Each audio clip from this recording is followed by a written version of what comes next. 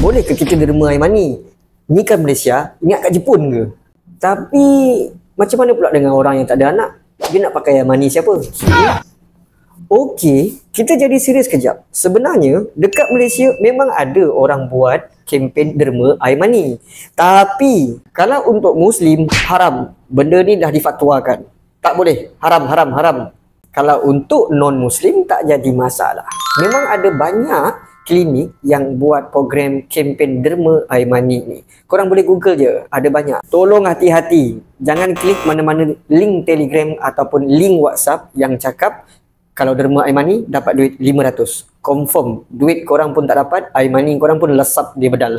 So, kesimpulannya, program derma air mani ni memang wujud dekat Malaysia. Tetapi tolong hati-hati, bukan senang nak derma, bukan main derma macam tu je. Pemilihan dan juga melalui saringan yang amat ketat oleh pihak-pihak yang telah ditugaskan untuk mengumpulkan air mani ni. So, kalau korang ada member-member yang nak pakai duit lebih tu, sila tag nama dia, suruh dia tengok video ni. Kod-kod dia nak dermakan air mani dia, boleh, tak ada masalah. Boleh menghasilkan pendapatan juga.